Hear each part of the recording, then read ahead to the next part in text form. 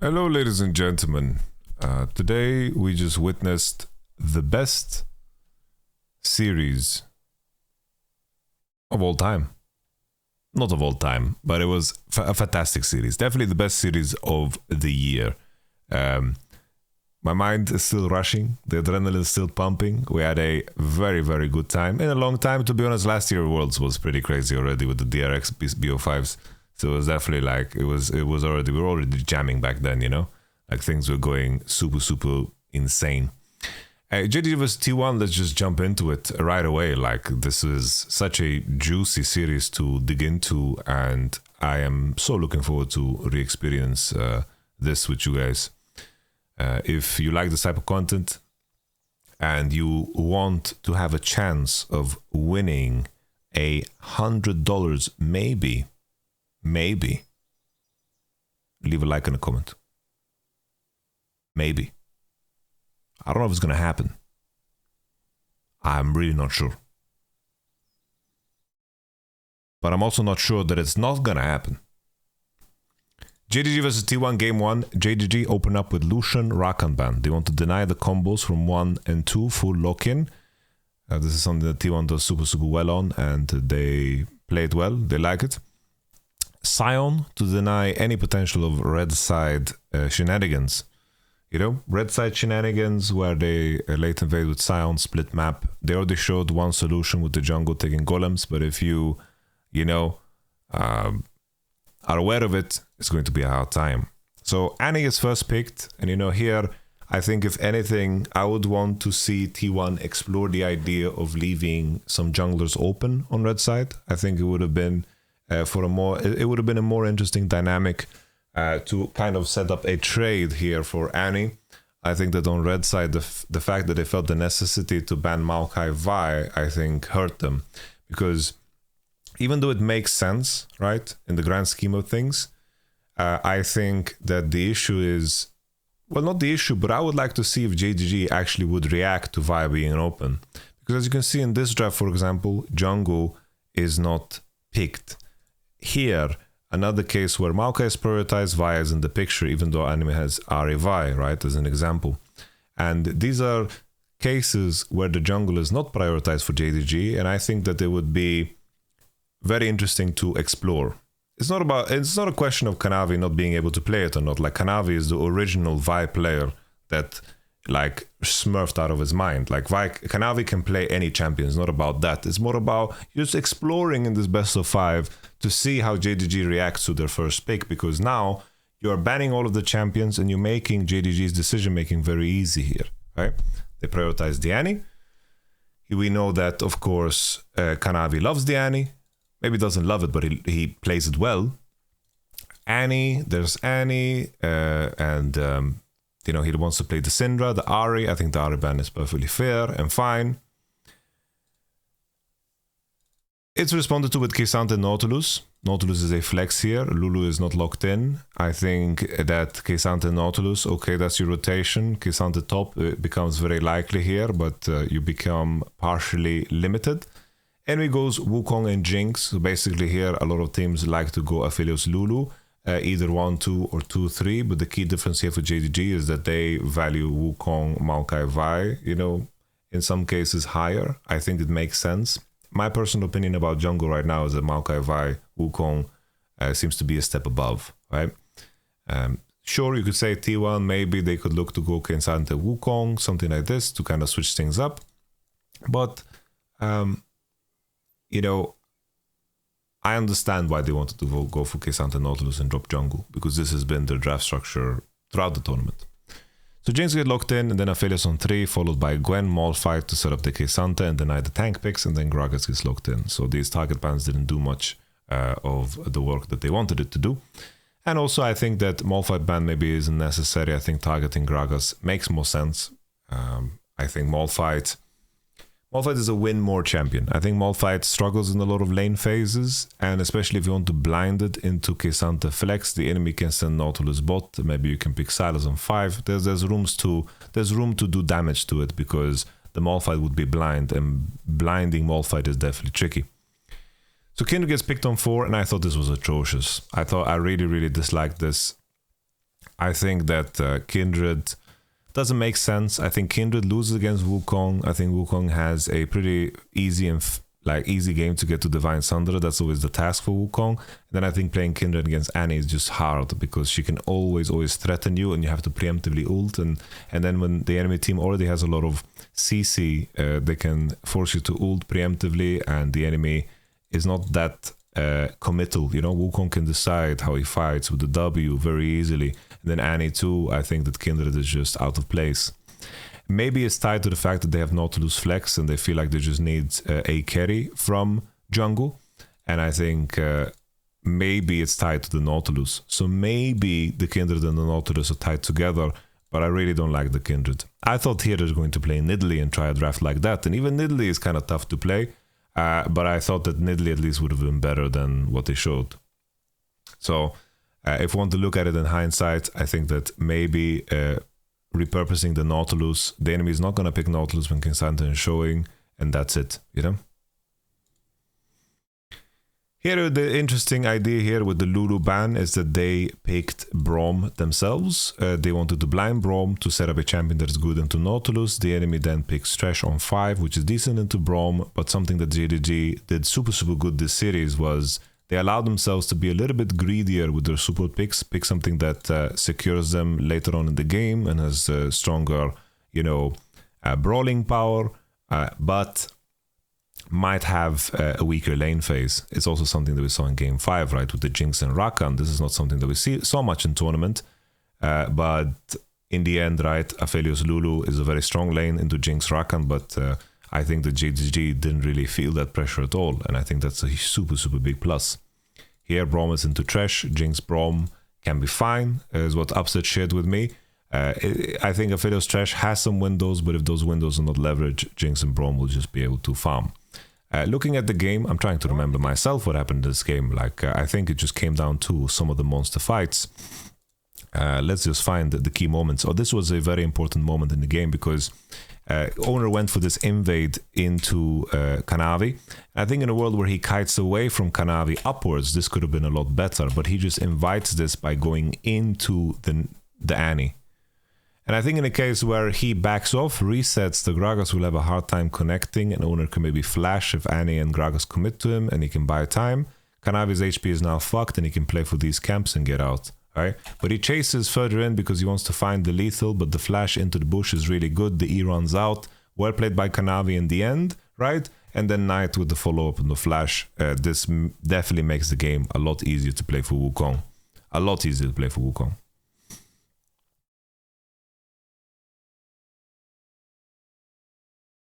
I thought this was a moment where T1 is going to look to do the Drake. They chose not to. I thought this was a very, you know, clear-cut Drake situation. If they kept track of the camp timings of Wukong, I think that they should have been aware, considering Thresh and the Aphelios are walking out fresh on the map, and Nautilus is also on item and also on 6. I thought this was a moment where they're going to just leash Drake and take it easy. But it turns out they didn't want to do so, and Kanavi reaches now level 6 after the red buff. I think maybe they considered that just because Wukong got a kill, maybe they were worried about Wukong being 6 there and Owner being level 5, and that they would just lose a fight into Wukong level 6 and just have a hard time. The issue is, I believe that blue side composition outscales here just because of the Braum being in the picture. I think it's a very hard game to play for Kindred. Wukong 6 and Annie being 6, I think these are basically, you know, already, you know, the part of the game where you're supposed to be stronger is already out of the picture completely. Because you mentioned the Aphelios Thresh, they couldn't pressure the Jinx and Braum at all. And just because Owner died, of course, on the topside jungle. And at this point, you know, JDG are kind of coasting. Any fight that they take with Wukong is going to be a good one. They managed to secure the Herald, and they peace out.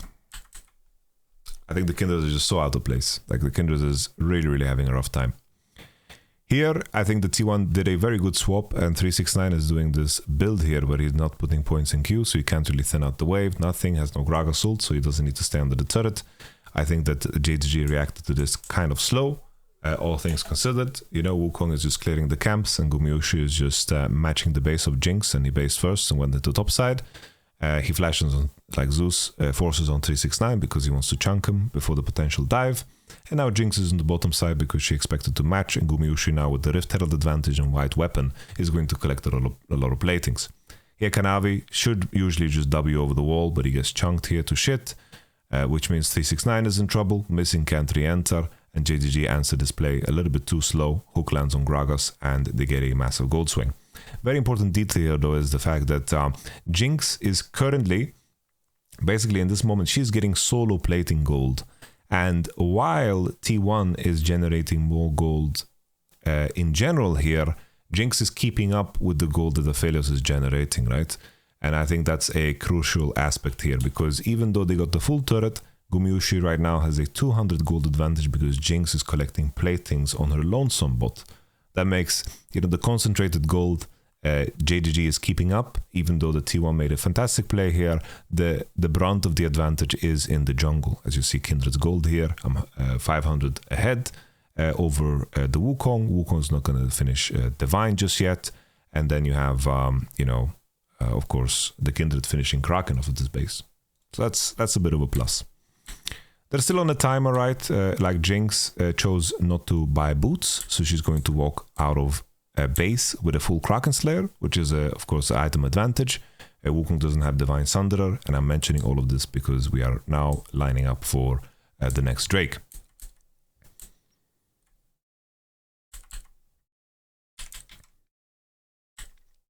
Key detail here still, it's like Wukong got the farm off with Divine Sunderer, and it's just such a tricky game for T1 in my opinion. Very hard. I think that it's very easy for JDG to pick the fights themselves, and I think that Braum can deny anything that Nautilus wants to do and take a good engage and make it into a bad engage.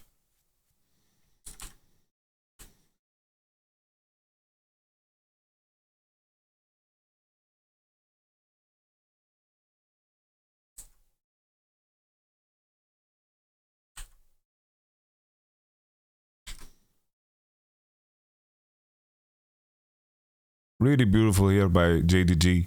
I think the T1, you know, in terms of how they take this space over, it's just so damn difficult.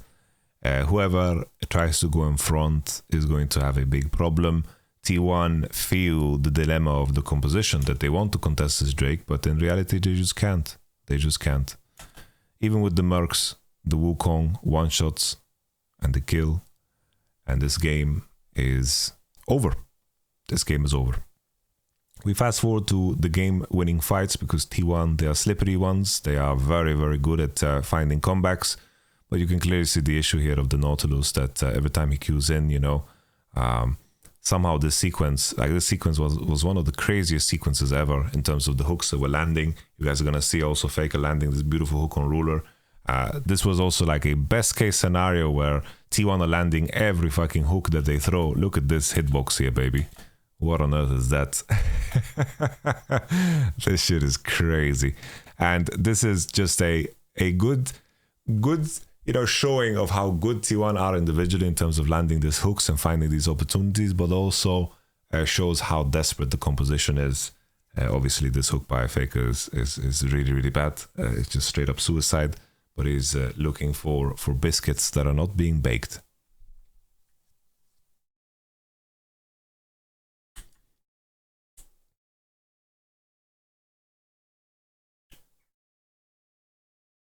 Now we can look at the game finisher. Ruler being a bit of a psychopath here, man. I don't know what he was sniffing for. Ruler has been stiff in some of the other game ones on stage, and he warms up to the series. This is not the first time I see him make a mistake like this. We jump further. I think this is also a good example of them just being outcomped because this is a scenario where Gragas ult denies the Tibbers ult, right? Completely denies the Tibbers ult. Starts off with Gragas getting hooked and still like the damage that Kanavi does in this fight and the damage that Ruler can do from far back is so tough, and T1 are trying the desperate move of just flashing onto JDG to trying to find lethal, but it doesn't work.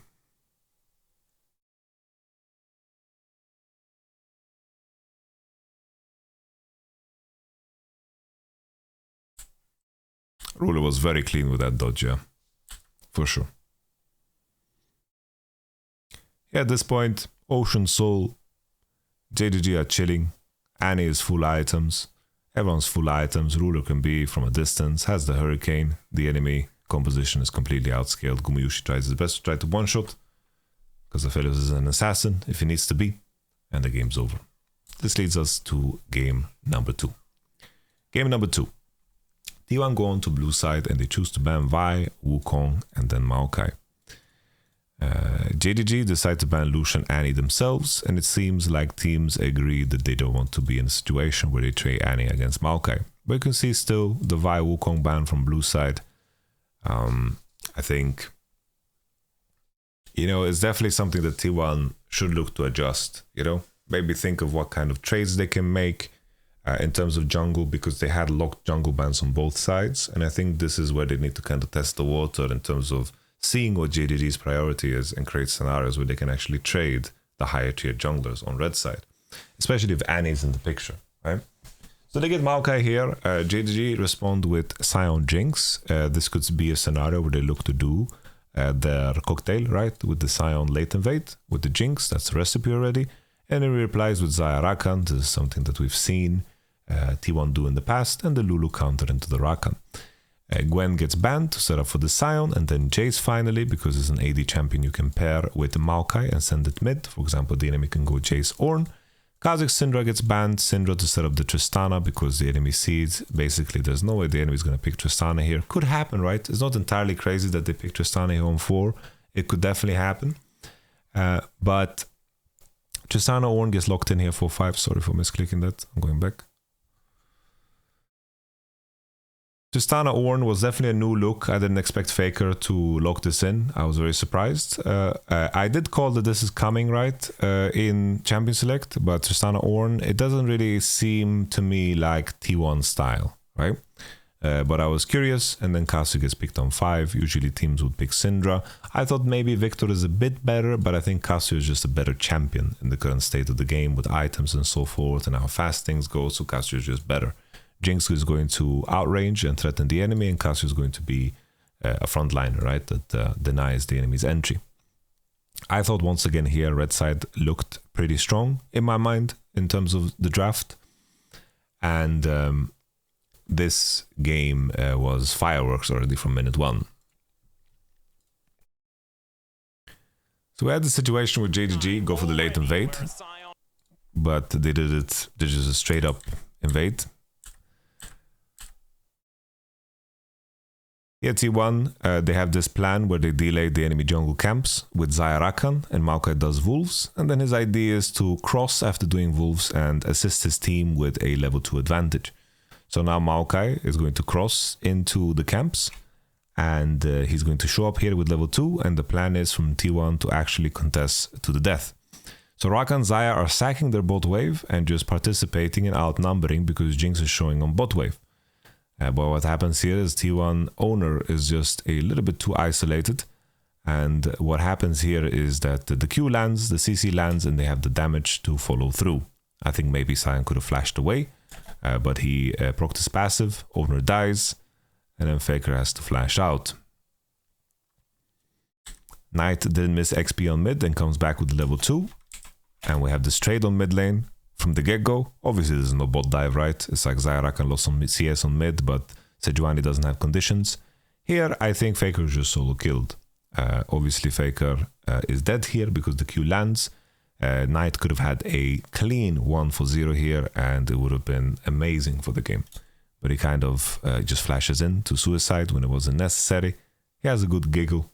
Obviously, that is in no shape or form indication of his attitude towards the game, because Knight does indeed want to win the competition. Next thing in order is a top 2v2 that was very, very close, but I really like how T1 played this one out. They recognize if they keep hitting Sion here and he pops the passive, that they are going to be in big danger. So basically they played very slow and they begin to turn around for the opposition. 369 has no abilities and they just take it easy. Here they just turn around, start targeting Sejuani. I like that a lot. 369, as long as his passive doesn't proc, Kanavi doesn't have the damage to make this go all the way through. Owner is afraid there of being in a situation where he takes a turret shot, so he flashes instantly. But Faker here on the first move after the Casio died, needed to go back into mid, goes into top and secures another kill.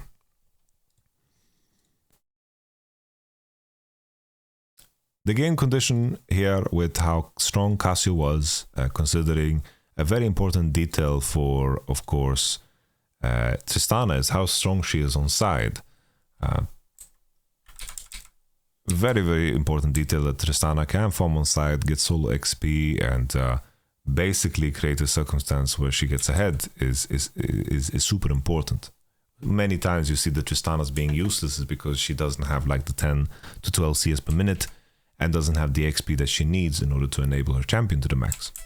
Because every point, every skill up, every level is so important for Tristana. Thank you very much, Overshot, for the Prime Gaming. Appreciate it.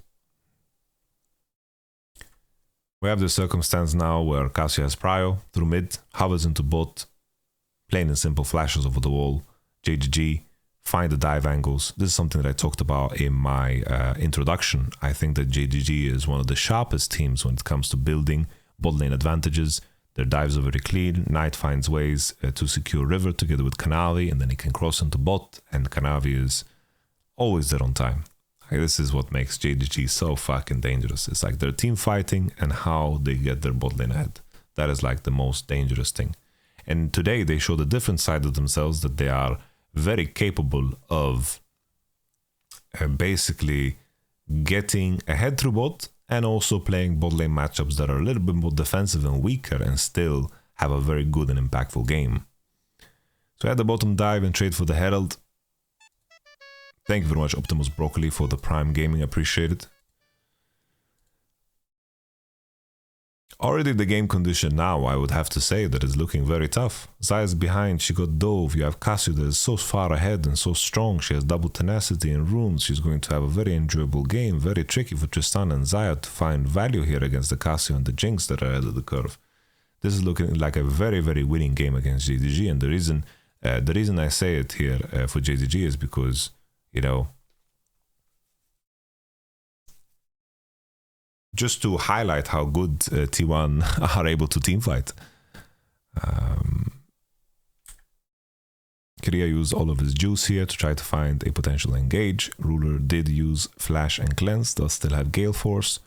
You know, very important to run Cleanse against Rakan, because good Rakan players will pressure you with RW Flash, and then you have to Cleanse Flash to react to it, or Cleanse Gale Force, which is a little bit trickier because you need to do it faster. But this is what happened in the short term, right? When Rakan Flash and ult is off cooldown, Jinx is very happy to trade her Flash for Cleanse. But I think when Rakan has ult back up again, then this is where Jinx might begin to feel the pain. But Lulu also ulted, and JDG are just defending against the Herald.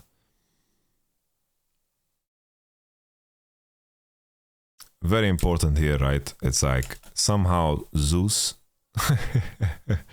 Zeus gets queued by by Sion, so he doesn't get the Ornn Horn back. He gets CC'd right in this moment. If the Ornn Horn lands here, this would have been very, very good. And the moment Ornn ult is used and Korea has no ult, Knight recognizes that he has all of the space in the world here to step forward. He's very tanky, has Petrifying Gaze. Very good decision making here by Knight to just cut in because the enemy doesn't have spells or tools. Now he goes and he finds the engage together with his team, and then he goes. Now this game is like, wow, this is looking like JDG is going to be straight up 2-0. This is good. This is a very, very rough time here for T1. How are they going to fight their way back? It's just this miracle fight that happened on mid. I am still shocked to this moment. It's like I'm so excited to rewatch this because watching this live was so mind-blowing. I think it stems from just base damages on tanks being so damn high and also Cassiopeia flashing kind of in a poor way. So they find this TP engage, right? And Sion has a position where he can just Sion ult down the lane. They're looking to engage. JDG, if they recognize this, can kite into bottom side river, ruler has sums, everything is looking fine and dandy. It's like, this is a Cassiopeia at level 15, of course with the Road of Ages proc, but she's monster strong here. This is going to, this to me aesthetically, like with my eyes, I'm looking at this, I'm like, ooh, this is looking kind of dirty. This is looking kind of dirty. How is T1 going to make this work? Very crucial detail, I think, is just Keria holds his abilities for very long. I think that the Cassiopeia ult, I mean the Cassiopeia flash was quite poor. I think that in this position, right, it's like the Ornn ult is super variable because it marks 4 people and JDG didn't have the foresight to kite into bottom side.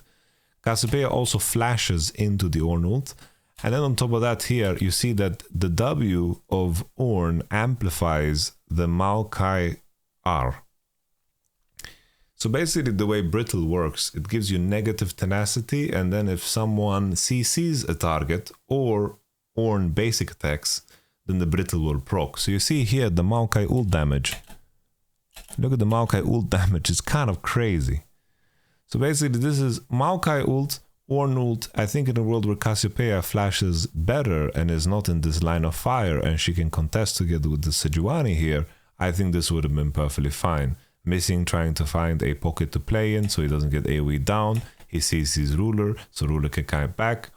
And this still looks like a situation where JDG kind of got away with murder. They lost sums on Cassio. Maybe they have to give up Drake that spawns in 7 seconds. They have to back off, maybe reset. Maybe that's, you know, that's it. But JDG posture for more, and 369 gets a little jiggle in the back. I have to point out here, it's like this is a Maokai E sapling that is slowing, okay? That is slowing without bushes. It's practically rooting JDG's team here with the Maokai sapling. Just if it wasn't clear to you why Maokai is permabanned and permapicked.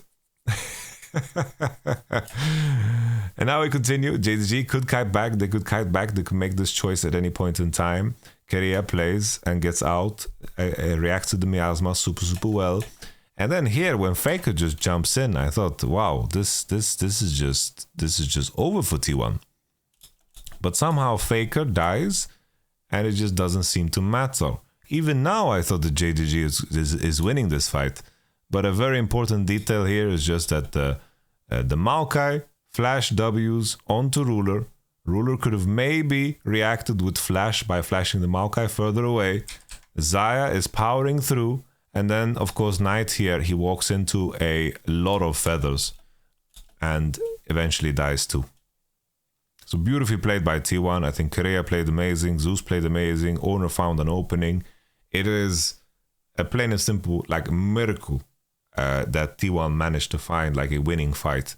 Faker, he W'd in and suicided. I don't know if that was part of the plan to make the fight go, but it definitely looked like he was running it down in my eyes. The reason I'm not so sure, because with the genius that I just saw from T1, maybe anything is possible. Obviously, I think also JDG, like the way the fight started was very ideal for T1, and I think JDG had like 3 moments in the fight where they could choose not to continue. But somehow T1 get the win, they steal it, Faker finishes the Nexus, and that's a 24-minute win. Absolutely crazy how it just turned around so quickly after in this position. It looks so losing, so losing. And additionally, right, this is a ward that they pinged out, and they chose this moment as this ward is just running out. It's like, we either TP on this or we will not have a chance, and they just went for it. That ward also behind them is going to run out, and Maokai ult, it just plays from such a delicious angle. Very well played. Game number 3. Game number 3, T1 go back to the Nautilus. So we have Annie first pick, and now T1's adaptation was that they banned Maokai, Vi, Wukong, and forced the enemy to drop 4-5.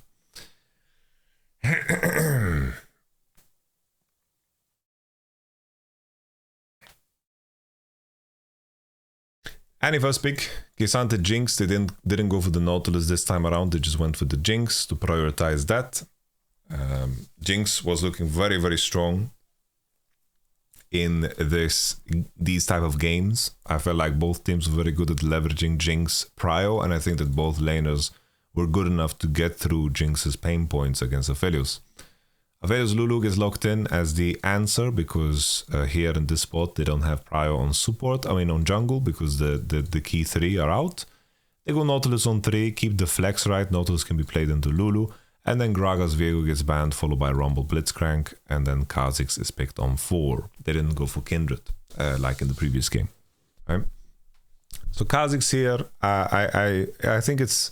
I mentioned this on stream, I mentioned this also in the reviews. I feel like it's so hard to be precise with what junglers you need to pick, or want to pick. I think all junglers come with some kind of a problem, right? Like I mentioned on stream, you can go like Trundle, they pick Xin Zhao here. I thought maybe they can look to pick Sejuani Renekton, right? Because K'Sante is showing, and then you have Sejuani, but then like Sejuani together with Annie, 2v2 sucks ass. Like, and then Nautilus will go 500 MR, right? Like, there's a lot of problems with every jungler that you want to pick here on 4-5. That's why like Vi, Maokai, Wukong are so good, because they just find ways to be useful almost every game. I say almost, because Vi definitely can be countered, and you know, these champions can be countered, you know, maybe pressure invade game, like Nidalee into Maokai, whatever. There's definitely ways to exploit them, but they are very universal in comparison to the other junglers. So I mentioned this again, right? I think that T1, if they face JDG again, I think that they need to leave like junglers open and kind of restructure their bans in a way where they target the Annie and, you know, target the Ahri, they target the mid laners. I think this would have been just better, right? Because it seems like T1 have a preference to play K'Sante Nautilus mid, and the JDG have a clear preference to play Annie Ahri mid, and I think this is where it's important to explore. Because I think that T1 basically banning junglers on both sides, on both games, I think this is just hurting their bans too much, especially in the world where Owner clearly can play all of these champs. Yeah, I think it's worth to explore. We continue.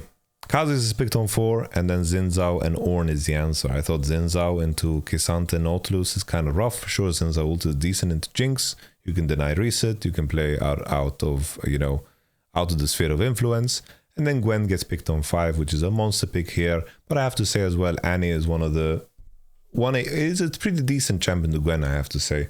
Because it's not so easy for Gwen to W the Annie ult. And even though Gwen is hard to kill, she's quite squishy.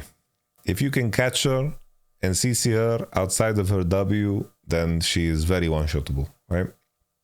And that's it, right? I think this Gwen is very solid here on 5, pick into Ornn.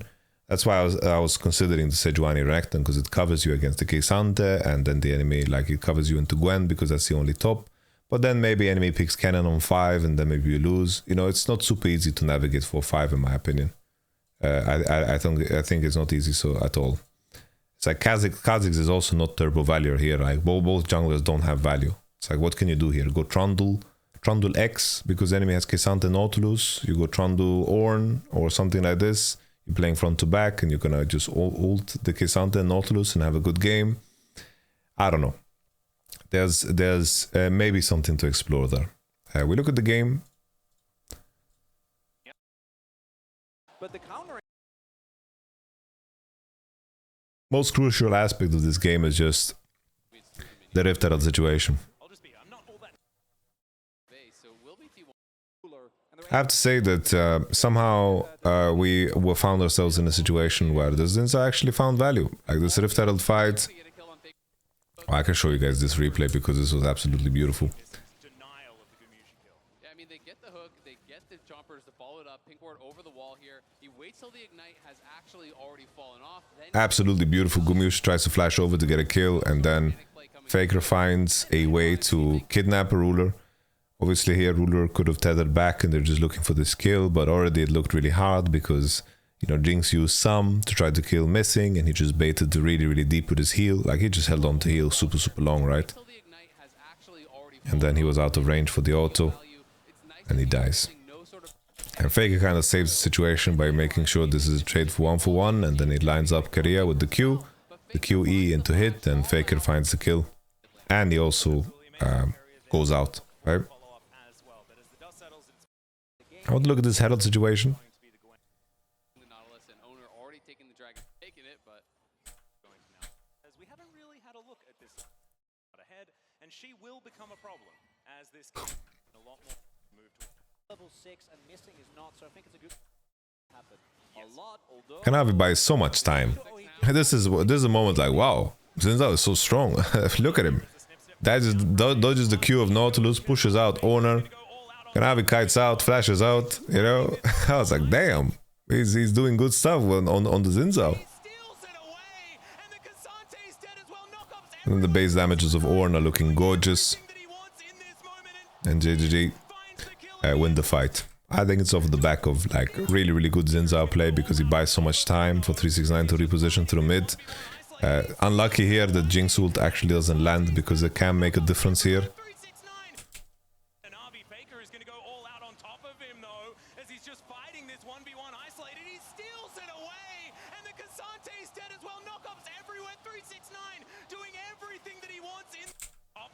Just checking the details of the fight here. yeah, I think 6 of the wave in mid. still looking for an option to come on in here as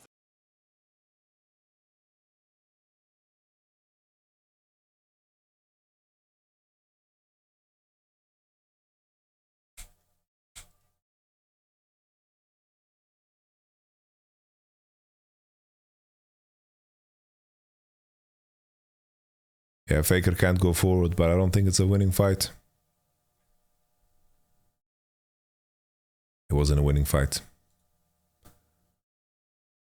We continue.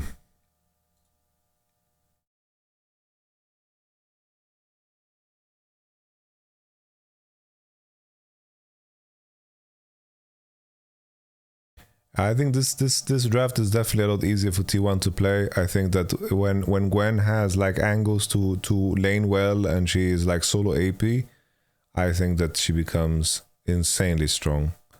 Especially against this carry meta on bot, right? It's like it's one of the few top laners that can actually like pressure these enemies super hard in fights. I think that matters super much.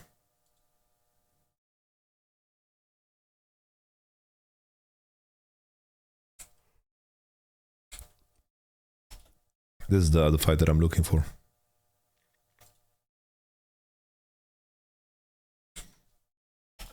Here I was surprised that T1 don't actively pull the trigger. Because Zeus has such a beautiful position. I thought that if they actually choose to fight forward here in this spot now, that there is a chance here. I feel like Zeus needs to like enter, ghost, W. Like this looks to me like a pretty decent fight, you know?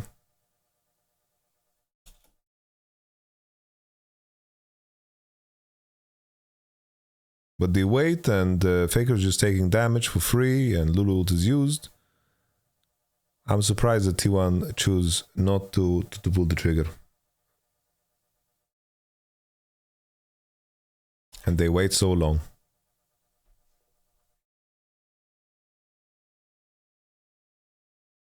Yeah, I think they picked Zinzao just to have a champion that can fight with Annie.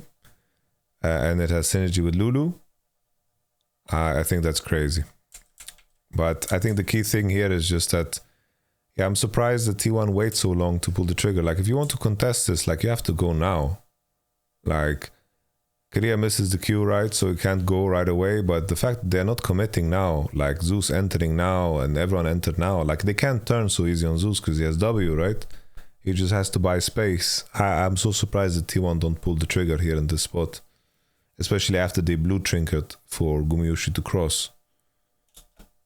Knight also has no flash, and I think if they wanted to fight, the best position and the best idea was just, you know, earlier. And then 369 here, look at this cheeky stone that he places, the cone here, this one. This is such a big one.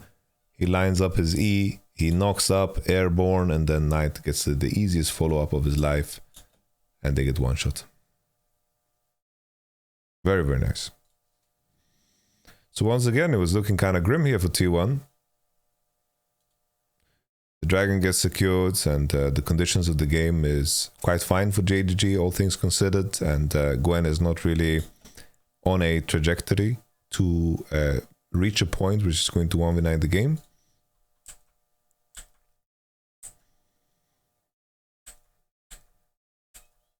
So this is looking very comfortable for JDG right now, in my opinion. This is where things got weird for JDG. So there's several reasons why you wouldn't want to take this fight. Aphelios is currently on purple-red. So I don't want to be like Weapon Andy, but purple-red is quite weak, very weak. Especially against the composition that you're playing against, right? It's there's no way for you to match what Jinx can actually do in a fight, and Lulu's value is tied to what Aphelios can do at this point in the game. So they look to TP. Additionally, Knight doesn't have flash, so this mid turret is going to die no matter what, because this Riptide will crash. And I think looking for this team fight is just absurd. Looking at it play out, right? It's like here, T1 do a very good job of just turning on Knight, who has no flash. Keria and Faker are just pushing towards him, making sure he doesn't reach the back line. Tibbetts is already used, and Zeus is just playing time. And then Annie dies here before the fight even has started. And this allows T1 to, of course, continue. And this turns into a big disaster.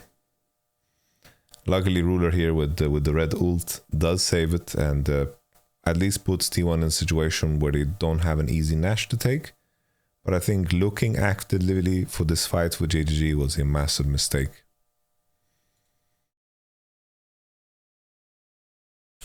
Finally, we have this fight too, where JDG have the position on Drake.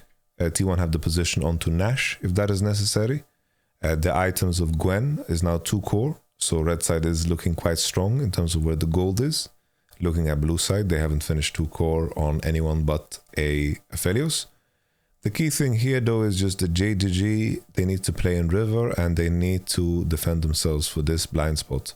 So if we look at this from the point of view of JDG, they currently don't see anything here in these spots. Pink ward, pink ward. Kiria's position is massive here. And I think that JDG, all they need to do is play in this pocket and make sure that they are defended from here, because nothing is going to happen from this, this entry.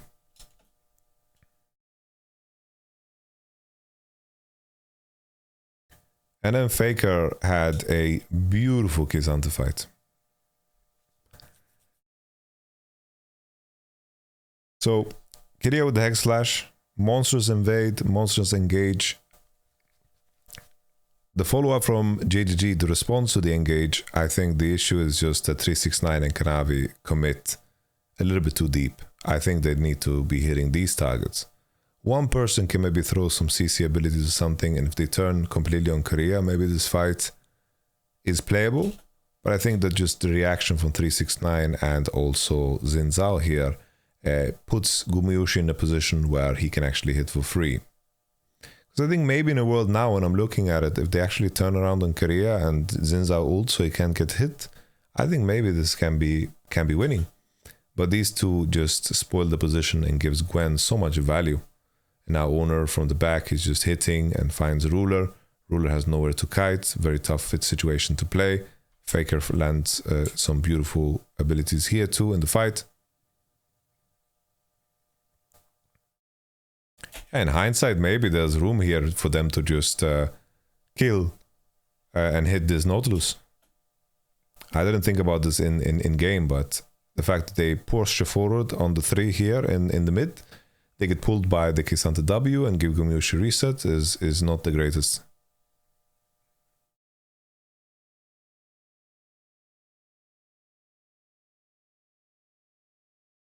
And then once again, T1 is gonna end. Just like that, they ended 2 games in 22 minutes. One was 23 or something like that, but any other champion but Jinx cannot do this, by the way.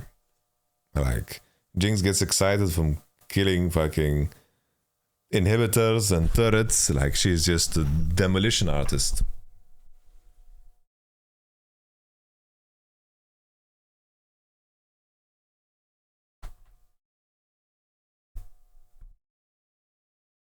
Just a demolition artist. That leads us to game number 4. Game number 4, I don't understand why they pivoted again. They chose to go in this direction instead. Very strange.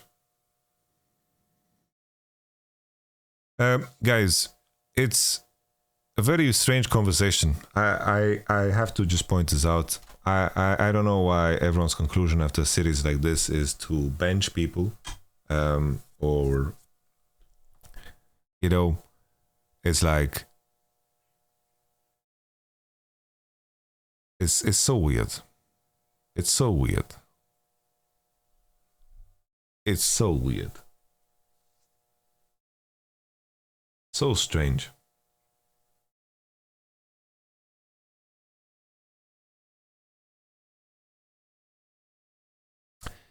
This game, Lucian, Sion, K'Sante, blue side bans for JDG. They adjusted since their previous loss. The K'Sante of Faker was beautiful. Very beautiful. Annie gets first pick again, and, you know, once again, I highlight the same issue. It's just committing so many jungle bans and still leaving Wukong. It's like, what's the point, right? I think that you need to create a scenario where you set up some trades for yourself, right? Maybe if you open Maokai, enemy first pick Maokai, you get Annie and Wukong, then you should be happy, right? I think that's cool. Nautilus Jinx gets picked, and then Wukong Rakan, and then Tahm Kench on 3. Tahm Kench on 3, you know, sure, the enemy is hard engaged, whatever, but I think, like, I don't know. If it was any other player but Korea, I'd be like, what the fuck is this? Because he's done like does some crazy shit on Tahm sometimes, but I don't know, man. And then once again, we see the Kindred pick. I think this was probably the worst draft of T1 in all of the games.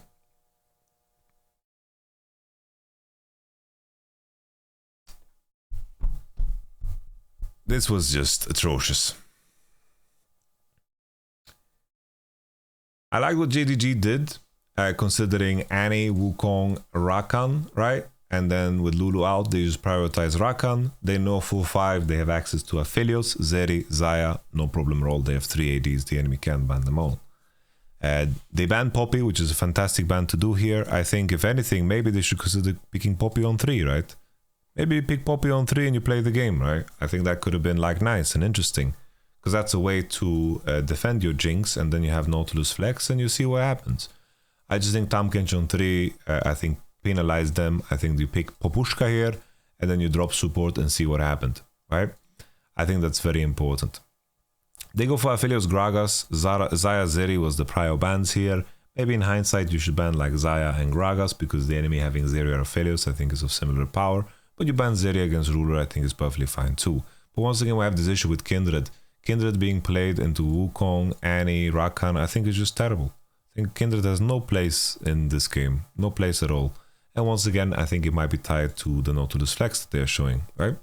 Aphelios gets picked, as mentioned before, and then Gragas Blind. Gragas Blind is just very strong. Not a lot of counters to it. Sure, you can maybe play like Nar or Yon or something silly like that. Maybe Olaf, right? I think Olaf is a champion that maybe the Eastern teams need to pay attention to. But Gragas gets locked, and then Malphite is picked on 5. I think Malphite is such a win more champ.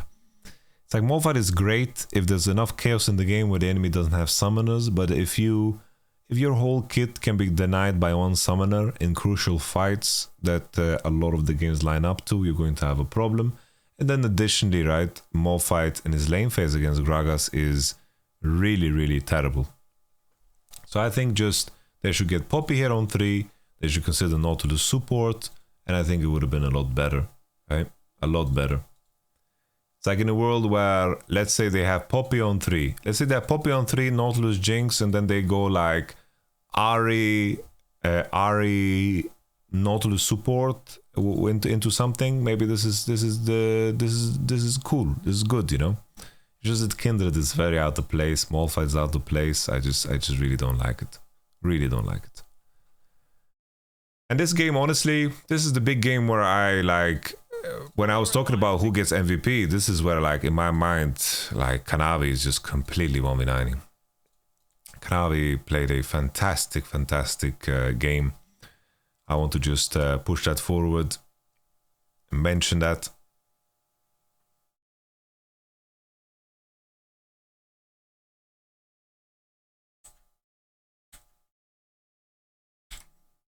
.369 finds this beautiful, very beautiful angle.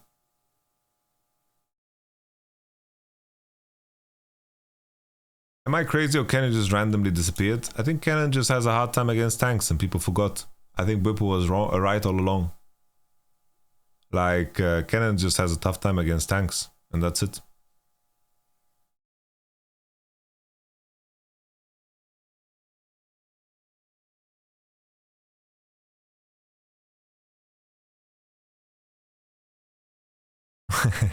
Yes, Dom. You're right, Dom. That is the language that we advocate for in this chat.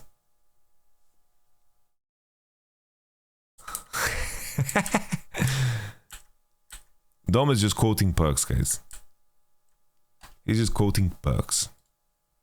This is not something that Dom would say. This is just perks language.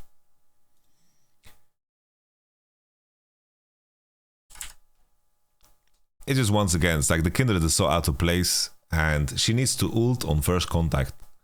And whenever that's true for Kindred, if she has to ult on first contact, that shit is crazy.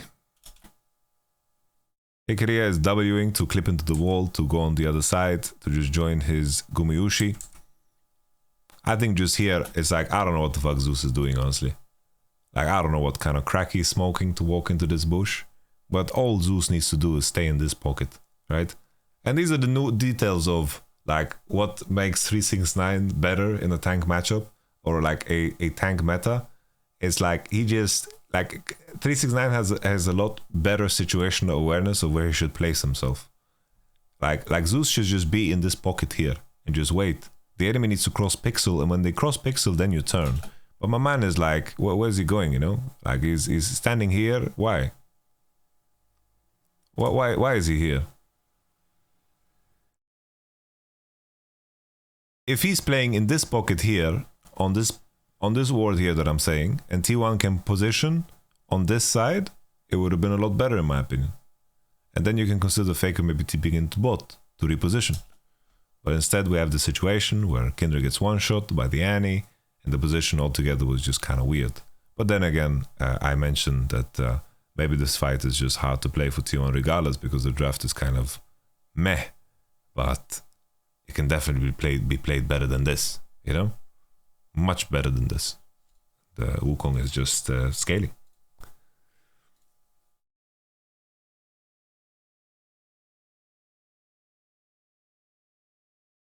We continue.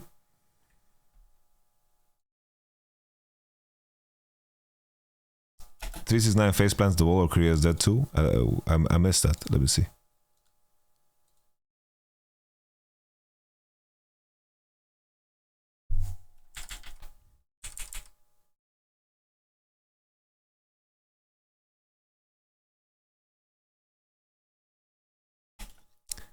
.369 improved a lot this year, guys. 369 was really good last year. Like, what's the disrespect? So many non-LPL watches talking about LPL teams and players. It's just the slander is crazy. 369 has been a great player for 369. Actually, 369 is a rookie. 369 is a fucking rookie, guys.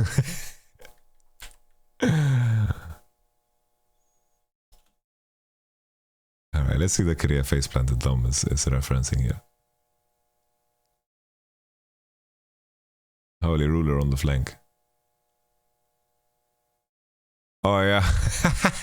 I see 369 there. There he is. What happened to 369?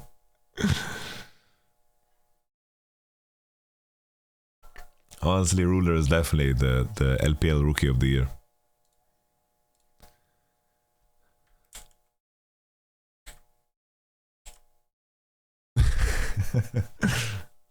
I got this weird thing when I read IL Dominate's messages in chat, I just hear it in his voice.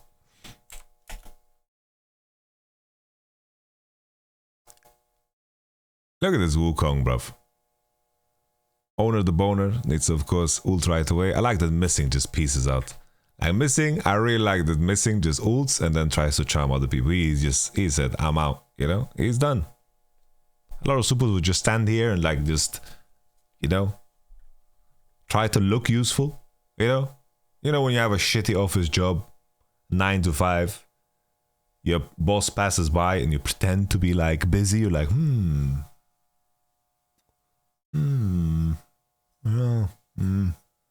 then you like move around some papers, you're like,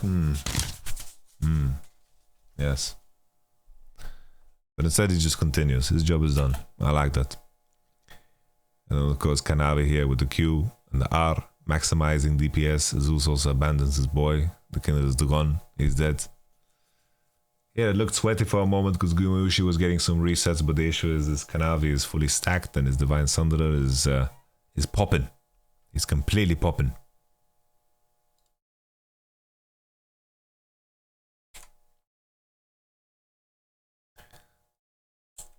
This was a good one from Faker, a little cheeky one, right? So this is very different from the previous position that we talked about. It's like turning from the pixel onto here is much better if you pulled out and you're standing in this kind of an arc, right? But if they're pulling out Drake and Malphite is in this spot and they are arcing like that, it's much better, right? There's two ways to play the same position. If they want to turn, if they want to play in the Zeus position, they need to be arcing like this and playing in this pocket, right?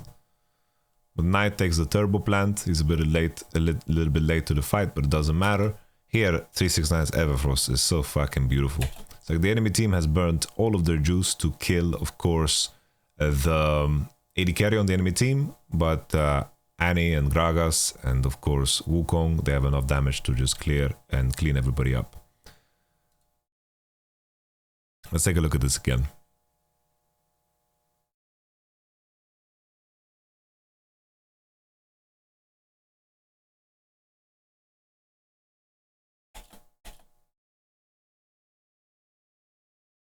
Gumeushi has no sums, but Tamkench Eat comes and Knight with the big plant connects. And that's it. That is all she wrote. Let's take a look at the game decider. And then we're going to go into game number 5.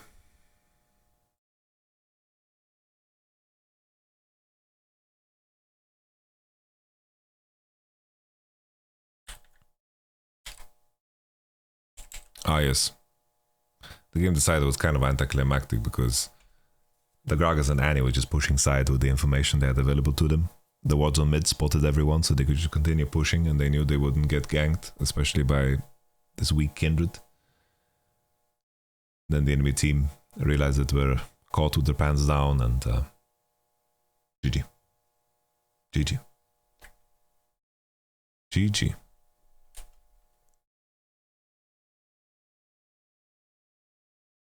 Game number 5. Still, right, I'm of the same opinion, right, with the Vi and the Wukong business. Like, maybe try to look for different avenues, you know? At least T1's blue side is a lot easier because JDG feel the need to ban Annie themselves. So there's that at least. But Maokai's first picked, Jinx Rakan, and then Aphelios Lulu, and then Gragas. The key difference here, right, is that Maokai did reveal the fact that they want to play Tristana, so the 4-5 bans become a lot easier to be accurate with. They go Gragas on 3 because it's a good blind into everything that Zeus wants to play, and they believe that if they drop, it's going to be worse.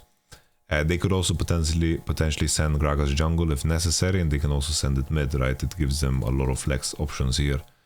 Because I know the Kanavi does play Gragas. I also know that Knight plays Gragas. Maybe not something that he wants to play because it's been a while, right? But, you know, when a lot of bans start flying, then deeper pools, of course, begin to appear. Sejuani gets picked on 4. And I thought when they picked Sejuani on 4 that they're going to look to lane Sejuani or do something like this. Maybe pick a carry jungler on 5. Maybe this type of angle. But they went Sejuani. Enemy locks in Gwen. Gwen is not the greatest into Gragas, but the enemy is showing like tanks and jinx, so it feels like in this game he can scale and do well. And then Nautilus once again gets picked on 5 here for Faker. If you think about other options in terms of what you can pick, honestly, it's like very little. It's like, if you want to pick something with Gwen and Maokai, it's like, what the fuck do you pick? You know, I know that a lot of people have problems with the Nautilus, and sure, this is something that T1 will have to rethink, right? But you know, if your team is going to draft the Maokai, you're going to drop bot, and you don't want to pick an AD top, the Maokai kind of runs into issues. That's why a lot of teams, when they pick Maokai, right? If we look back at some of these Maokai drafts, for example, GENG, right? GENG game 2. They went Tristana Maokai straight up and picked AD on 3. They don't drop their mid lane pick, right? As an example. Here, it's a different, unique situation because Tristana can, of course, be played into Cannon as an example. What is some other scenarios? Let me try to remember some. I think JDG versus Golden Guardians game 1 was one different example. Here, Maokai first picked, Aphelios Sejuani gets locked in, and then the enemy goes Jace and Jinx, because if you drop mid, then Jace and Tristana will always get sniped. So it becomes a lot harder. What is it? Are you doing anything? No, I'm not doing anything. But I'm busy though. So this is, you know, something to highlight. Someone says Lulu was the problem. Not really. I think Aphelios Lulu is really good into Rakan, right? But you have to consider what you are going to pick. And I think, for example, in such a game, I think Nautilus is better support. And maybe you just have to pick your AD champ here. But the issue as well is, if they play Jace or Tristana and Knight goes Syndra on 3, I think that's very losing. I think that's like Knight turbo comfort. So it's very tough. It definitely is tough. Like if enemy gets Syndra on 3 when enemy shows Tristana Jace here, it's not so easy. Then maybe you have to play like Jace top with bans, and maybe that's a draft, right? Like you have Jace top with something. I don't know. It's not super easy to solve. It's not super easy to solve. But they said, fuck it. Yo, we're gonna go Maokai, Gwen, Nautilus. We're gonna have this full AP comp. We're gonna do it for the sake of Maokai. Maokai is a tank. He doesn't give a shit if people buy MR or Tenacity. Like, he's gonna be useful always, right? Of course, it gets a little bit, but he's gonna always be useful. Sylas is picked on 5. When I saw this initially, I was like, wow, he's gonna play Sylas into Gwen and all of the CC and Aphelios. That looks very tough. Sure, has synergies with Sejuani, but MR is going to be super valuable here. You have a bot lane matchup that is very hard. Jinx and Rakan against Aphelios Lulu. I thought this is going to be a game where Gwen completely 1v9s. I thought this is going to be like a good time for Gwen. And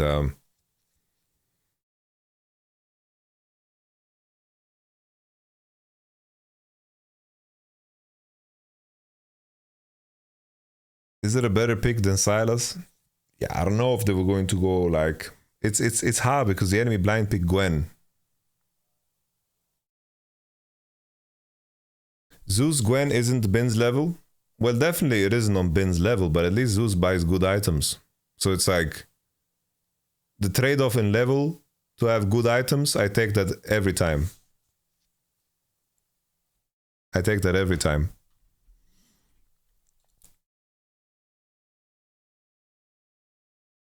At least Sylas has great ults, right? Like Sylas has Maokai ult, he has Nautilus ult, fantastic ults to play with.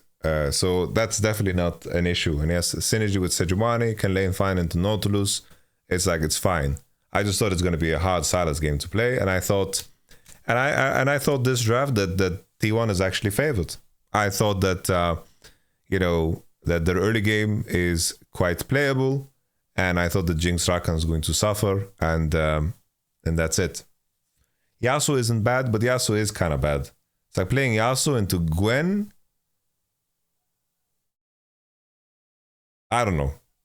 Maybe Yone. I think Yone I could consider because Yone has an easier time going Witsend.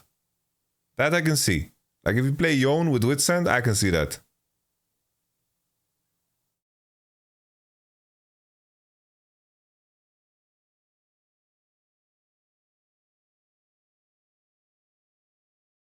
Like you say, not wasn't the move, but like, what is the better champ to pick here? At least Nautilus doesn't give a damn that his team is full fucking AP and there's no AD mid to play. Tristana, Jace, and Gisant is out. Nocturne. Want him to play Nocturne. If you can play Nocturne, yeah. Then sure. If he can lane Nocturne blind, then he's just that good.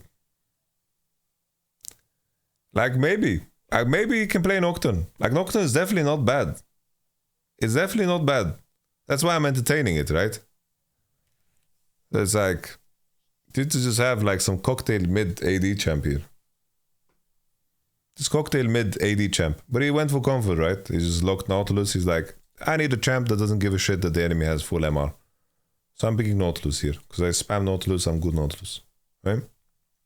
So that's why he went Nautilus.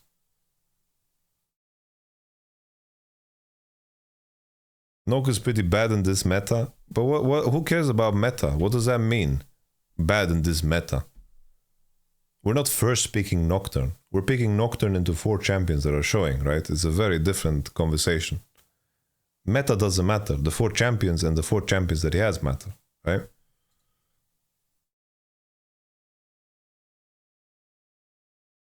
Yeah, Olaf is pretty interesting here for sure. With the enemies, with the champions that are showing.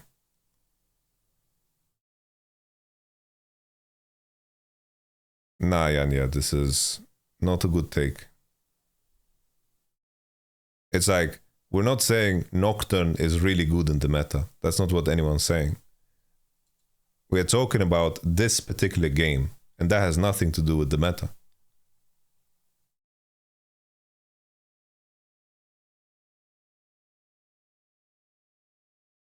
Olaf sounds very interesting. It's like something that I've said on stream often, right? It's like, I'm surprised that Eastern teams haven't played Olaf. Like, I don't know how they don't watch like BB completely 1v9 with this champ and think, yo, our top laners are better. I'm sure like they can pull off Olaf in a lot of cases. Like Olaf does look really fucking juicy here.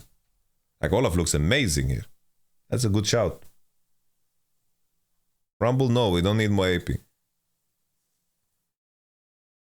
But okay. Enough about draft. Let's take a look at the game.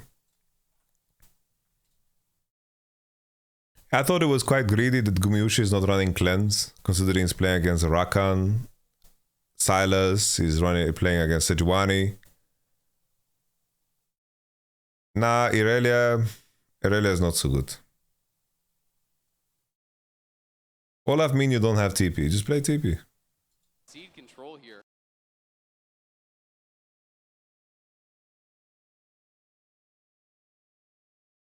I think that the most impressive part about this whole game, right, is like they burnt mid flash, they killed mid. Silas was in good conditions. He was super strong leading into the fights. They managed to secure bot. Like bot being even, playing Jinx Rakan against Aphelios Lulu is really, really good for the game. I think it was really, really good for the game. I think that's like fantastic.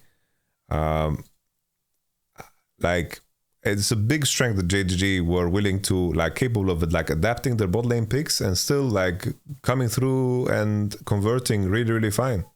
Really, really well. GP is very weak. I think GP is not so strong, and I think that it takes too long time to be relevant.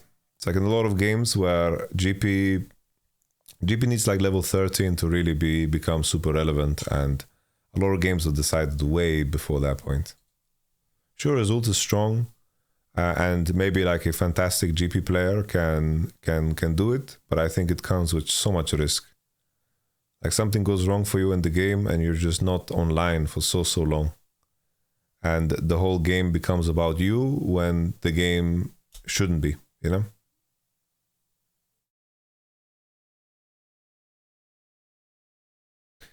I think this game was not a draft gap, by the way. Like, the 2 Kindred games were atrocious, I think, for sure. I really didn't like Kindred in those spots. And I think that you can argue that here in this game that Gwen value is a little bit too high, right? But here I think it's still competitive. I think the Kindred games were just shit. But here, this game 5, I think that the draft was good. I think that the Gwen blind, it's tough matchup into Gragas, but she scaled right. Jinx Rakan managed to scale against the Phyllis Lulu. All is good, right? Zeus is on the flank and he's starting to hit Kanavi. Somehow, you know, when I was watching this 369 flank, I couldn't believe that this was even close, you know? They threw everything they had here on our boy here, but Gumayushi has a red gun to heal and he manages to survive, so Ruler doesn't get the reset. Zeus is super valuable here too. Really important here that the Ruler plays into this pocket, right? Like this is something that you can utilize really like on cloud map, and even when it's if you only look at the terrain, like playing in this pocket is so insane, and also he's leveraging the cloud soul move speed. It's really insane. Like a really good pocket to play in. I feel surviving so long allows Zeus to buy a little bit more time. He gets to press his W just a little bit later. Now the W is popped.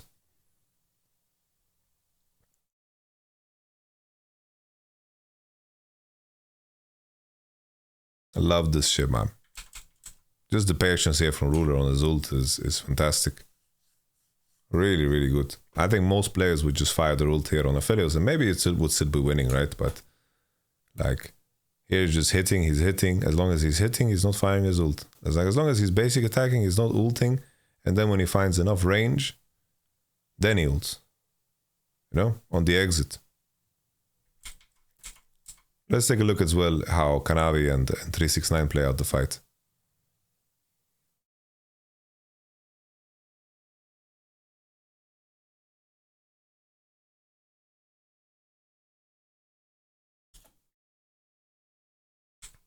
I don't think Zeus doesn't have enough damage to lethal. Because keep in mind, if Zeus chases after Ruler here, then his cage will proc because he WE'd as he popped into this fight, right? And then Kanavi will proc stun, 369 will kite out, maybe Knight survives. I think that he can't chase Ruler here. It's like obviously if Zeus would chase after him, then basically Ruler would also react differently and he wouldn't get Nautilus hooked, right? Like sure, if there's a world where Zeus chases him and then he gets queued by Nautilus, maybe they can kill. But Ruler would not get queued by Nautilus in a situation where Zeus is after him, right? So everything plays out different. The hook is wild, but I really like the Ruler like waited so long with ult. He waited so long with ult, it was really good. Insane. Now the game is looking really tough. It's looking really tough. Like the only hope really is of course for Gwen to find enough gold to become super useful, because she is the one outlier in the composition here that just adds a additional layer of scaling. It is going to be a champion that Ruler will have a very hard time killing. Every other champion in the game, Ruler will have an easy time to kill if he is this far ahead, of course. And Gwen just provides you with that additional layer of scaling. Do you think G2 has still a chance to win MSI? Well, they can qualify next year, and that gives them a literal chance. But it's like a chance, you know, can be 0.0001% chance, can be 0.000001% chance, can be like that's a chance, right? It's like I have a chance to win the lotto if I buy a lottery ticket. I have a chance, but define chance.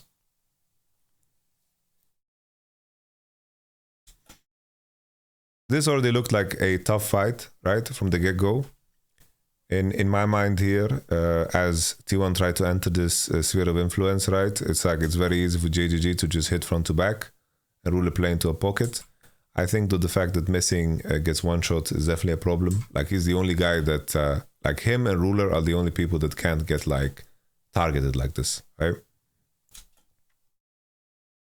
Who do you think is better, C9 or G2? I think G2 is better.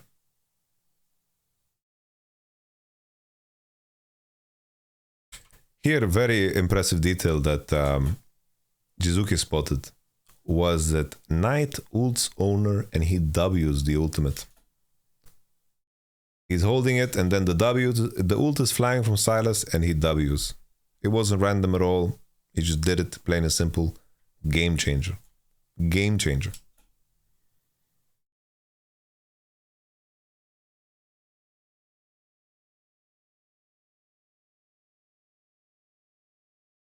Knight is just playing here without the ult, and the reset here on Nautilus that comes out of the red buff of Ruler is a very big deal here. Okay, at least they got the Drake, right? So they're delaying the game, there's no soul yet, but Jinx did get a lot of kills.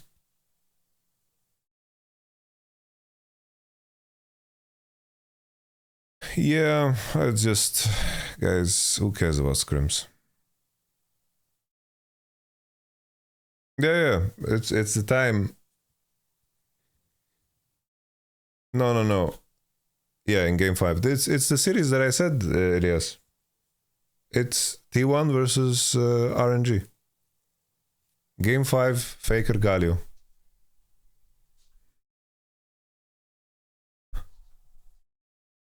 Yeah, I don't think there's a different one. I think all other series are either 3-0s or 3-1s.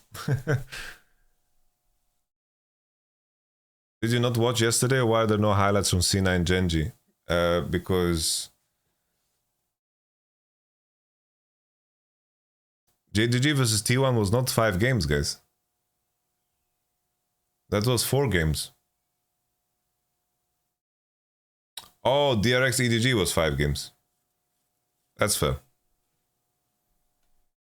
Like in DRX.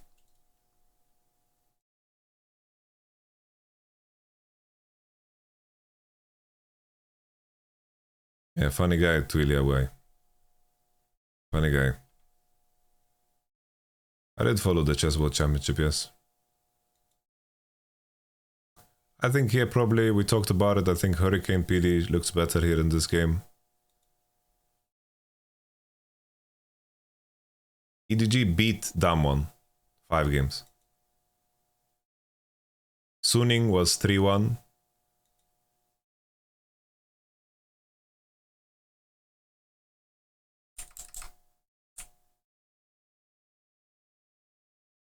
Let's focus up on this game again.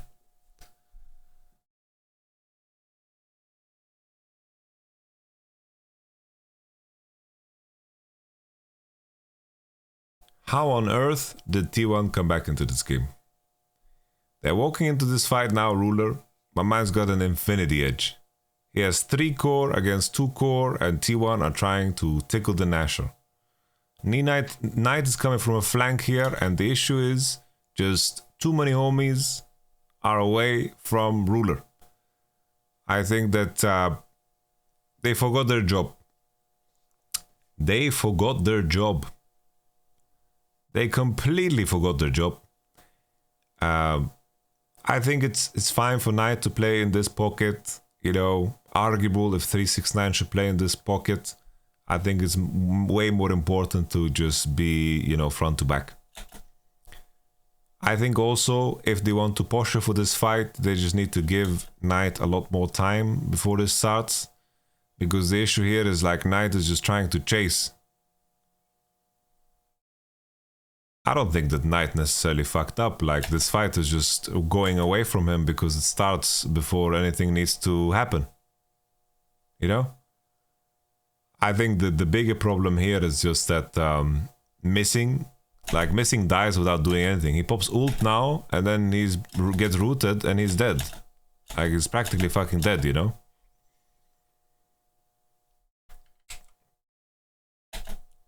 I think in a world where they let Knight get a little bit of more time here before they enter, and 369 comes from a different angle, I think this could be interesting. But for me, the biggest issue is what happens to Rakan for sure. And then it's like, he's trying to press ult on fucking Gumayushi, but he just fucking can't Knight. So he does look like a dirty griefer. But all in all as well, right, JDG don't necessarily need to commit into this space. The enemy team is already like backing out. There's nothing for them here. They have all the choices in the world here. It's like they invited this fight when it wasn't necessary.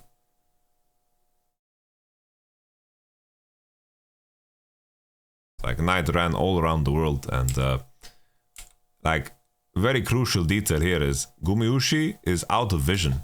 He's out of vision, so Knight can't press R on him, and then he flashes, or maybe he's in vision because he's hitting missing, right? He's hitting missing out of the bush. Yeah, he hits out of the bush. Okay. He was actually in vision. And then it's like he's coming with the lethal damage here on Ruler because Zeus already marinated him, right? And he just skips through and no one's actually like seeing him. It's like it's very important that either Gragas or Rakan are there to peel Gwen's W and R, you know? It's very important.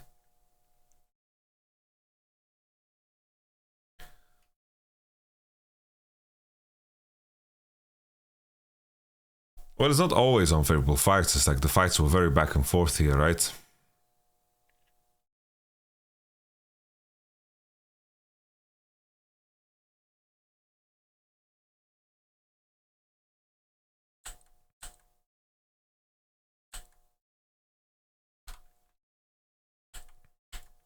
Still, in terms of the game state, right, it's like T1 managed to get this Nasher, and the most important detail is the fact that, yeah, Gwen is starting to become really fucking scary.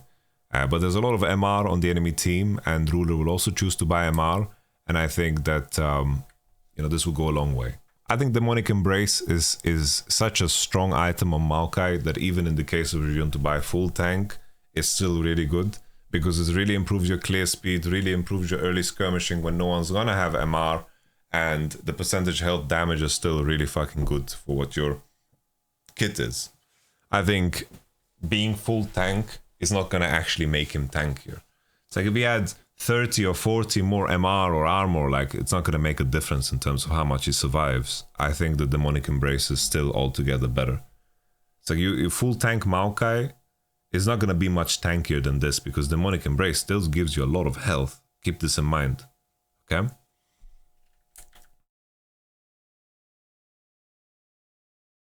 I did forget about DGG versus DRX. That went to 5 games. But JDG T1 went to 4 games only. No, that was 4 games. That was 5 games? I remember that being 4 games. And then T1 won 3-1 against JDG, and then they 3-0'd RNG. But DRX EDG was 5 games, so that one I forgot, for sure.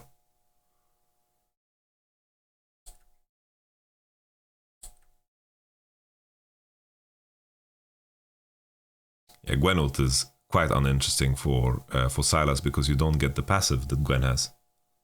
Right? It doesn't have the passive.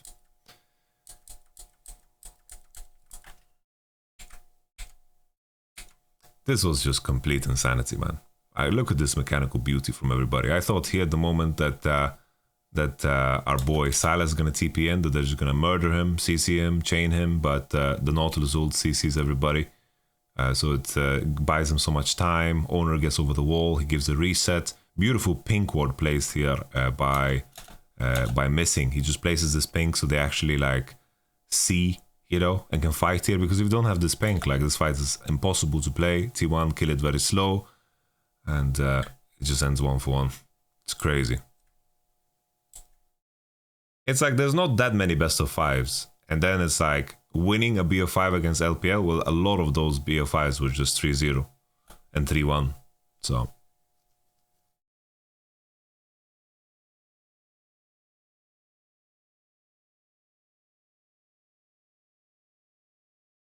I think it helps, honestly, that a lot of the teams that go to World Championships and shit, they play so fucking many BO5s. It's like thinking back at like World Championships and the teams that were sent to World Championships, always the teams that won LPL always won like insane civil wars. Like RNG versus IG, JDG versus Top Esports. It's like was always like some monster BO5. They play so many fucking best of 5s in their playoffs. So it kind of like makes a little bit of sense. I say a little bit of sense that their game 5s, they are like sharper, you know? Because they get put in those situations on fucking cooldown, you know? Like everyone that qualifies to LPL, like just comes with fucking the biggest battle wounds ever, you know?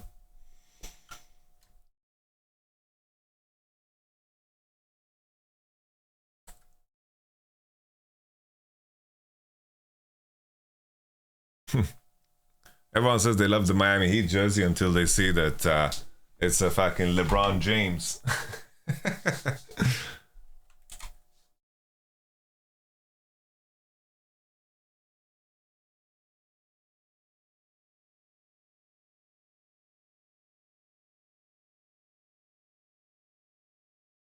The most important thing to just pay attention to is just Gwen is a very strong champion, but she runs out of gas, right? When she has no ult, no W down, she becomes a lot weaker. They trade... Like here, this is where the situation becomes iffy, right? And this is where we had a lot of discussion on stream. And I think 100% the play is like, considering they know Kanavi's HP, I think that they need to annihilate the Nash. Just kill Nash. Just fucking burst Nash. I think is the best play. Like, they have really good champs for it. I think that they should know Sejuani's conditions. They have wards, the vision behind Nash. I think they should just burn Nash. Like, just merge Nash. I think is the best play. And then, like, look how low it went, by the way. They just gave it a little love tap and then they stopped.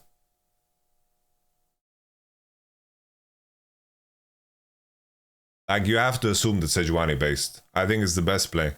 Because the issue is, if the enemy bases, heals, and then they go, I think that, you know, they just lose Nash and this game will become tough. And then the issue here with the 4v5 is the fact that, you know, I think this 4v5 has potential. But the issue is just that Zeus has no ult. Like, look at Zeus' ult cooldown. It's not off yet. It's like ticking, ticking, ticking. And then they look to turn. Like, in their state of mind, they think that they can turn here, but they're turning on, like, the wrong target. The hook lands, and then Ruler is just in a fantastic position again, right? And the issue is that Zeus doesn't have enough pressure in this fight without ult. He just doesn't. There's no pressure in this fight without ult.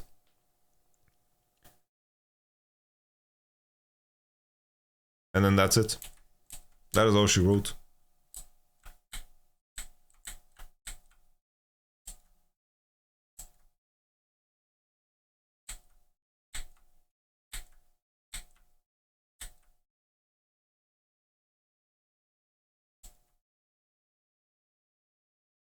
Like, if Nautilus has ult and Gwen has ult there, I can see like a monster turn, you know? Because they're all clumped up, Gwen is going to like fuck them up, right? And do some good shit. But it just wasn't the case. They didn't have these tools.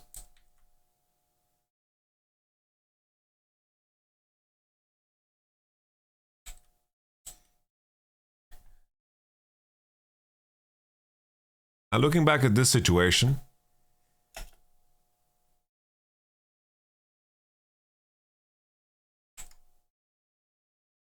I'm trying to look at Zeus's timing here.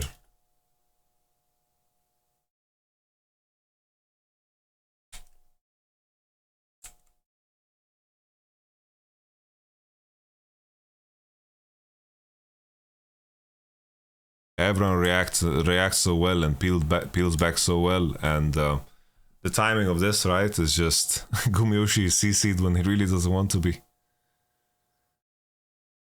So the timing of it is very awkward.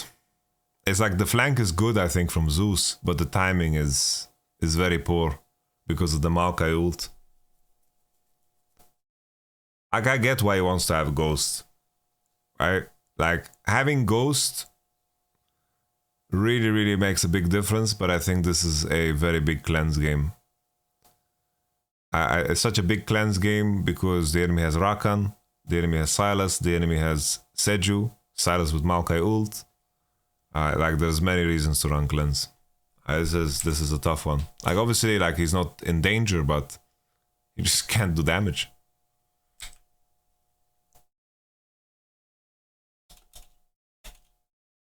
Yeah, it's like, but isn't the timing on Owner flashing in? Well, he's flashing in because Zeus is, it's like, Owner is timing super well with Zeus, but Gumayushi and Kiria cannot fight.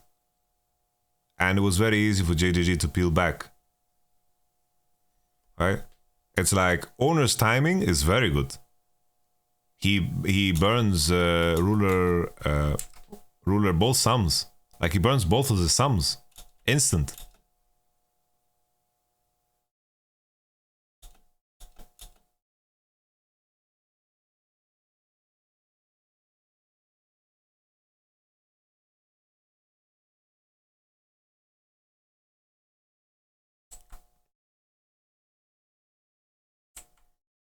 And then Jinx does Jinx things. She gets excited of turrets.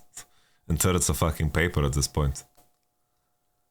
But JDG, like, in terms of how they fight, is fucking amazing. T1 too. Like, both of these teams, team fight so well. Like, this is definitely, like, you can take so many good examples of this and really learn from it. But I think that this series could have ended either way, honestly. This series could have definitely ended either way. I think it's easy. I think there's adjustments that T1 can make in draft that can make them better. I think it's less related to the Nautilus and more related to the Kindred. And I think that the key adjustment that T1 can maybe make is to leave more junglers open. I think that don't ban... Basically, they ban 3 junglers on one side, 2 junglers on one side. And I think they need to target ban like Annie and Diari or set up trades of some sort. And I think that they can maybe, you know, find advantages in draft. I think JDG is really fucking good. I think Kanavi performed out of his mind. I think Knight performed out of his mind. And I think that's where we had like the biggest separation. I think that Zeus played super good. Zeus played really good. I think Owner played super good too. JDG wasn't their cleanest version. Well, it's like the cleanest version of T1 and JDG is still just a little bit dirty too. It's like when you're trying to squeeze as much as these players try to squeeze, there's going to be mistakes, guys. There's going to be mistakes. But I assure you, it's like the greater mistake is all of the situations that would get away if they didn't play the way they do. And that's why I don't think that GENG would beat these two teams on the current patch, right? Where everyone's like on even footing when it comes to the meta. It's like GENG is very solid and disciplined and they make a lot less mistakes, but their mistakes become indirect because they take a lot less opportunities that are given to them. And the window of opportunity is a lot more narrow when it comes to, of course, playing against the best of the best. Now, for my prediction in regards to Bilibili and GENG, I think that GENG, I think that Bilibili do enough mistakes in general in the game for this to be comfortable for GENG. I think the biggest difference maker lies in the fact that GENG have a bot lane that can be competitive against Elk and On.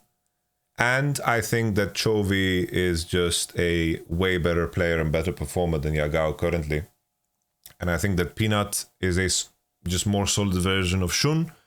But if there's one point of entry, right, is of course Bin. Bin is fantastic. Bin is amazing. And Doran has some very low lows.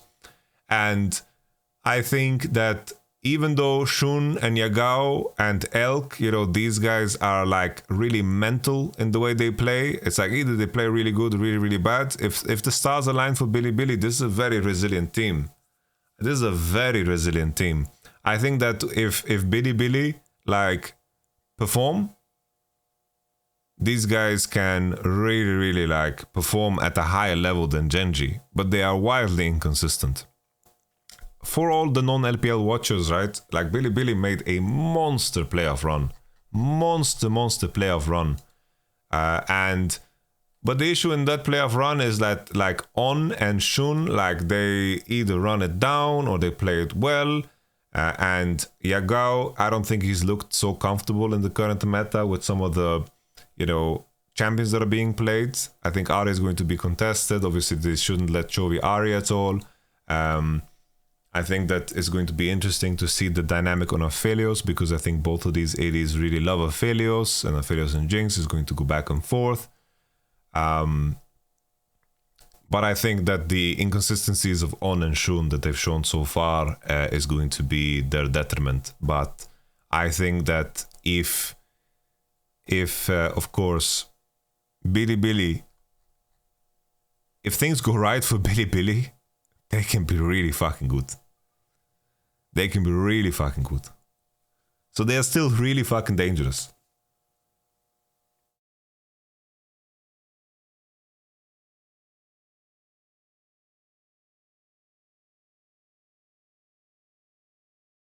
Oh, this rundown has been 1 hour and 35 minutes. Let's just take a moment to appreciate the MSI format. Thank you. Thank you, Riot Games. Thank you, Riot Games. Riot Games. See. Very nice.